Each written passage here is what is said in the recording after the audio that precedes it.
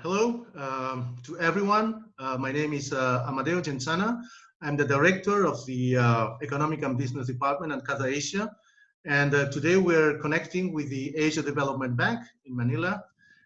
Basically, as most of you will know, it's a multilateral financial institution working in Asia with the aim of reducing poverty through different actually instruments like loans, grants, etc.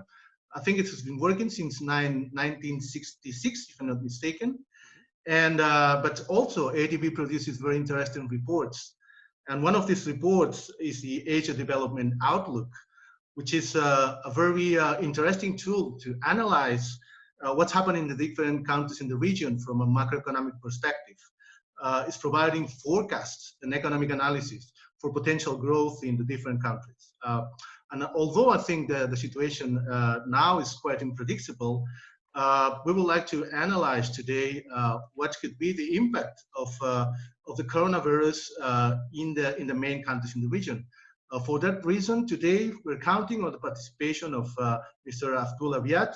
He's the Director for Macroeconomic Research Division on the Economic Research and Regional Cooperation Department at ADB. So first of all, just Abdul, well, thank you very much for accepting this invitation, and good afternoon. Good afternoon, Amadeo, and thank you. I'm glad to join you and your listeners on this in this interview. Well, first of all, how's the situation in Manila in the Philippines? I was curious about that. Oh, so right now we have been under a well, they call it an enhanced community quarantine. It's a lockdown by any other name, and it's been in place since mid-March. So the President Duterte actually acted pretty quickly on this front. The first case of community transmission occurred on March 7th, if I'm not mistaken.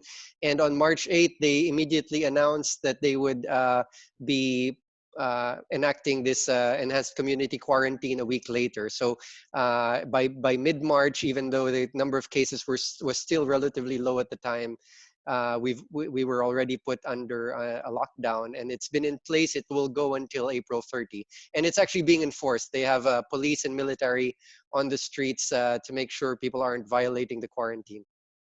Okay, so thank you. Let's start with the I think with the key findings of the report for the whole region. Could you elaborate a little bit on that, just please? Sure. If I were to think about the key messages, I guess the first key message is that growth this year in Asia, to nobody's surprise, is going to be drastically lower than it has been. Asia has been, over the last few decades, has been the driver of global growth, but this year, even growth in Asia is going to take a big hit. So our forecast for growth in our developing member countries is for 2.2% growth, and that's a 3.3 percentage point downward revision relative to our forecast late last year, in September last year. And second point is that it's not, also not a surprise, it's not concentrated in any specific economy. If you look at our forecasts, virtually no economy has been spared. Every economy is seeing substantial downward revisions. And the third is that even with these third important point is that even with these downward revisions, we see very large downside risks, and I can elaborate on that further. But there are many ways in which this global pandemic can end up worse than is currently being forecast. Well, thank you very much. Just let's focus a little bit on China, as I think our public is especially the business community in Spain is concentrated in China. So what are the main findings in China? What are the growth prospects? And what measures actually has the government taken to face the pandemic? Sure.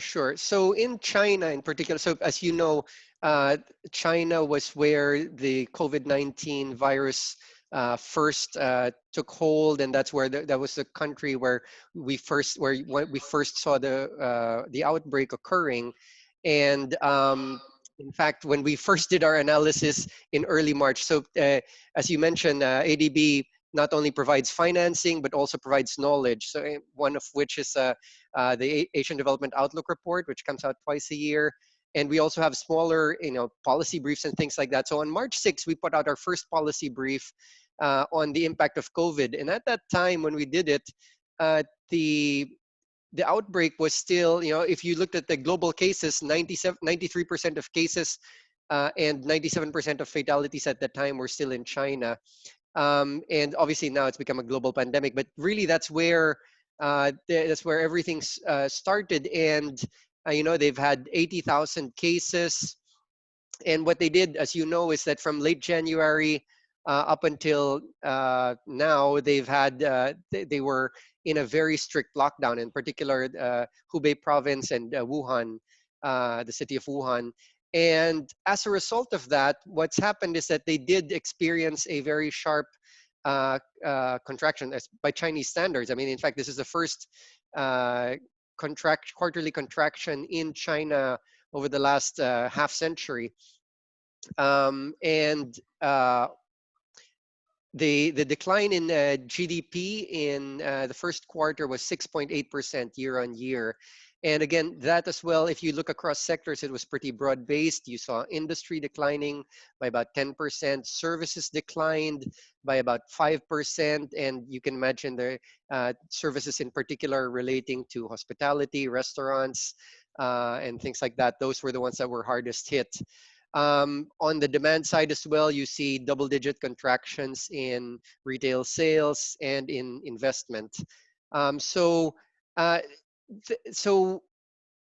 bad as that is, actually, it was not as bad as many people were expecting. We, for example, were expecting double-digit contraction in the first quarter, in part because when they released the data for January and February, it was really bad. It was about 13% contraction in industry and services, 20% decline in retail sales, 23% decline in investment. And so if you are, the assumption was that March, we even at that time, we already knew that March had not normalized yet. It was only heading toward normalization. And so if you sort of just inferred from, and also we knew that most of the impact was actually in February, since January was mostly unaffected. So yeah, long story short, this 7% number could have been much worse. And we already know that China has contained the number of cases. They're slowly trying to reopen. That's obviously going to be a challenge. But so it does suggest that the decline in growth that we forecast is still possibly attainable. Oh, thank you very much. Let's move a bit to India. I've read the report, and I think the growth prospects for India are better than in the case of China. Could you just tell us why actually those growth prospects are better? So actually, if we backtrack a bit, one of the things before the COVID pandemic hit, we were actually more worried about India, because you saw over the 6 quarters until end 2019, you saw a very sharp slowdown in growth in India from about 8% to below 5%, and there are many factors behind that. One is you have problems in the financial sector. So there's been a deceleration in credit, in part because of problems in the shadow banking sector. You've had effects of on rural incomes, partly relating to some policies such as demonetization, trying to bring in people into the formal sector. And we know that in the rural areas, there's more informality there. So you already had this problem in India of a slowdown in growth over the past 1.5 years. The reason we, at least at the time that we put our forecast together, we still had growth of 4% forecast for India, was that at the time the outbreak there was actually no outbreak in India yet at that time. And so one of the things we do in our report that was released on April 3, and that's available on our website, is we calculated the impact on our member countries under various scenarios. So we actually provide ranges. What's the impact? What's the spillover on our member countries in terms of effects on tourism, effects on through production and trade linkages, and then also we calculated what would the effect be if countries had a serious outbreak. And so we had to make it sort of conditional because it wasn't clear which countries would have an outbreak at the time. And so in India's case, in many of these countries, if you have an outbreak and you have to institute containment measures, as India has done. In fact, India's containment measures are quite strict compared to other countries. It will have a big effect on domestic consumption and domestic investment, so that you'll see domestic demand falling by anywhere between 2 to 4 percentage points relative to if there were no outbreak. And so you should expect that now that India has its outbreak, currently it has over 20,000 cases already, and the trajectory is still pretty steep. We should expect to see a bigger hit to GDP growth. And so in fact, we will be revising our forecasts and putting out an ADO supplement probably sometime in mid-June. And so so you should expect that the GDP growth forecast for India will be revised down, possibly substantially. Thanks so much. Let's move now to Southeast Asia, and especially in Southeast Asia, it will be interesting what was the forecast for the main countries in Southeast Asia, like Indonesia, Singapore, Philippines, Malaysia, and Thailand, especially. Right. Okay, so Southeast Asia, our forecasts were lowered to 1% growth for this year, and again, this is a sub-region of Asia composed of about 10 economies, all in different stages of development. But one way to characterize Southeast Asia is, first of all, it's a pretty open region. It's very dependent on external trade. It also has very strong linkages with China, and as well as with advanced regions, including Europe and the US.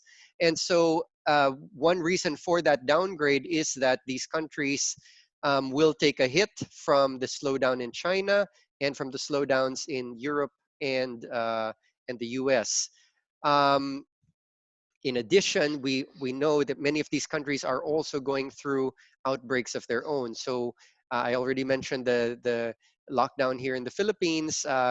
Countries are in varying degrees of lockdown, and you can expect that will take a toll on domestic demand, which really has been the bulwark of growth in Southeast Asian economies. So if you looked at it over the past years, even though you had things like the U.S.-China trade conflict and factors that were slowing external trade and proving to be a drag on growth, domestic demand had always been steady. But you can expect that because of these outbreaks and that you will see a hit to domestic consumption and investment as well. Among the Southeast Asian countries, we expect the largest contraction in Thailand. Our forecast for Thailand is for a contraction of about 5%. And a large part of that is because of the collapse in global tourism. So as early as January and February, you already started seeing sharp declines in tourism arrivals, and that's just continued. So if you actually look at the volume of global flights now, they're running at like 10-20% of normal levels. And so Thailand is one of the more tourism dependent economies, and therefore it is taking a big hit because of that. Okay, so thank you very much. What about Indonesia, for instance? What are the growth prospects for Indonesia? I think it's one of the countries where actually we have just more companies operating. So I think that would be quite interesting. Yes. Right. So there as well. So our forecast for Indonesia was 2.5% growth. Again, this